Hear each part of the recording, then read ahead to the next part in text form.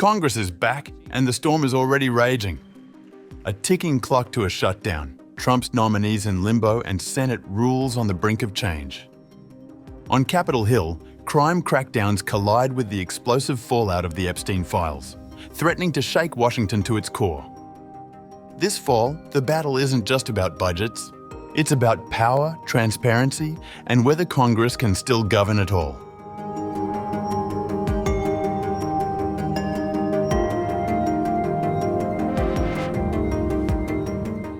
US Congress returns from its August recess to face a daunting task: avert a government shutdown by September 30th. The clock is ticking, and lawmakers find themselves on a familiar collision course over funding the government. While both chambers passed a handful of appropriations bills before leaving Washington, they remain divided on funding levels. With just weeks left, the prospect of pushing through all 12 appropriations bills is slim. Lawmakers will almost certainly rely on a stopgap measure, a continuing resolution to extend current spending. But this year's fight carries added weight. The last showdown in March left scars. Senate Minority Leader Chuck Schumer faced backlash within his party after pledging to resist the GOP's funding plan, which boosted defense spending while cutting non-defense funding below 2024 levels. Determined not to repeat that episode, Democrats moved earlier this time. In August, Schumer and House Minority Leader Hakeem Jeffries requested a bipartisan Big Four meeting with GOP leaders to craft a path forward.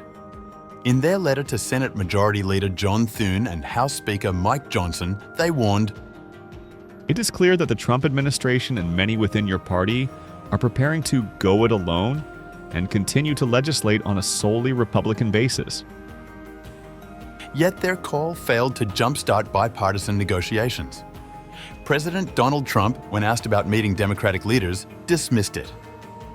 It's almost a waste of time to meet because they never approve anything. Meanwhile, Trump's administration reignited controversy with attempts to claw back already appropriated funds through a rescissions package earlier this year.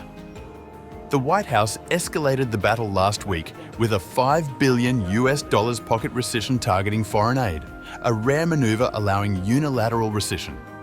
Critics on Capitol Hill, from both parties, branded it unlawful. Schumer fired back in a statement. Today's announcement of the administration's plan to advance an unlawful pocket rescission package is further proof President Trump and congressional Republicans are hell-bent on rejecting bipartisanship and going it alone this fall. The numbers, however, leave little room for unilateral action. With a slim GOP majority in the House and Senate, Republicans will still need 60 votes in the Senate, requiring at least 7 Democrats to avoid a shutdown.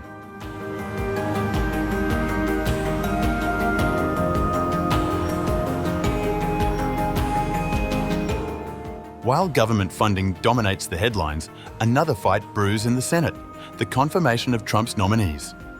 In July, Democrats deployed delay tactics, slow-walking nearly all of Trump's nominations. They resisted a deal floated by the White House, which tied cooperation on nominees to the release of already appropriated funds.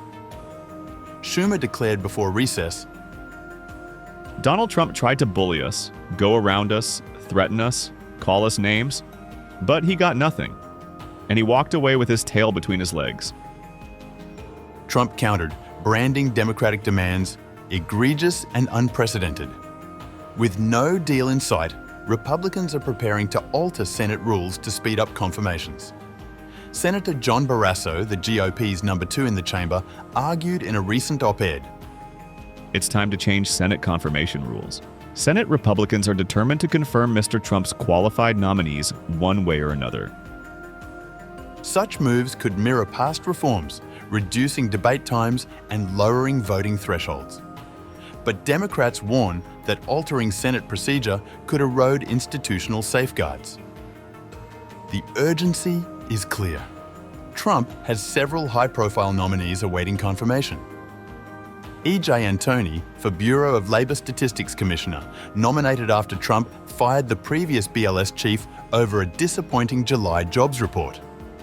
And Tony, a Heritage Foundation Fellow, has pledged to ensure honest and accurate statistics, but critics question his experience and past comments about suspending monthly jobs reports. Senator Patty Murray labelled him an unqualified right-wing extremist who won't think twice about manipulating BLS data. Stephen Moylan, chair of the White House Council of Economic Advisers, nominated for the Federal Reserve's Board of Governors. His nomination comes amid Trump's controversial firing of Lisa Cook, who is contesting her removal in court. A looming vacancy at the Centers for Disease Control and Prevention, where Trump is pushing Jim O'Neill as acting director after moving against current director Susan Menares.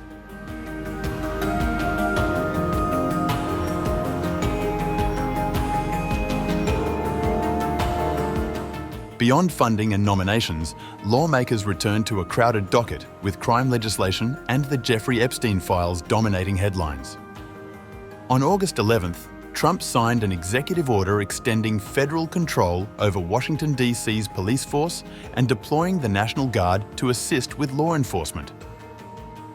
He has asked Congress to approve a long-term extension, which requires bipartisan support. Trump also wants $2.5 billion to overhaul the Capitol's infrastructure, a package championed by Senators Lindsey Graham and Katie Britt. Graham explained, Senator Lindsey Graham, a South Carolina Republican, said, The White House was working on a package to improve the safety and quality of life in our nation's capital. He wants $2.5 billion US. I'm going to try to find him the money to repave the roads, take the graffiti off the buildings, refurbish the parks, and give homeless people some place to go other than a tent on the side of the road. The president has hinted that his crackdown could expand beyond DC to other cities, though his unique authority over the Capitol makes the initiative easier to implement there. In a Truth Social post, Trump revealed, Speaker Mike Johnson and Leader John Thune are working with me on a comprehensive crime bill. It's what our country needs, and now. Simmering beneath these legislative fights is the explosive issue of Jeffrey Epstein's files. A bipartisan push led by Representative Thomas Massie and Ro Khanna seeks to compel the Justice Department to release documents tied to Epstein, the convicted sex offender who died in federal custody in 2019. I am in D.C. and I will file the discharge petition today, second, at approximately 2 p.m. when Congress officially returns from the August recess. At that point, we can begin collecting the 218 signatures necessary to force a vote on binding legislation to release the Epstein files. Earlier speaking to NBC, Khanna had said, There will be 10 Epstein victims, many who have never spoken out before. The event will be explosive. That event, scheduled for September 3rd, will see Epstein's victims demand closure and full public disclosure of the DOJ's files. Khanna says all 212 Democrats back the effort, while Massie has secured a dozen Republican supporters. Only 218 signatures are needed to force the measure forward. The issue has inflamed divisions within Trump's own base. Some MAGA allies want to move past Epstein, while others demand transparency.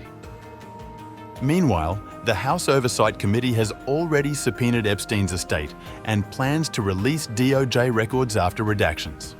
Complicating matters, the committee last month withdrew a subpoena for former FBI Director Robert Mueller, citing health concerns. His illness has cut short his public role, though his legacy remains tied to both the Epstein probe and the Russia investigation.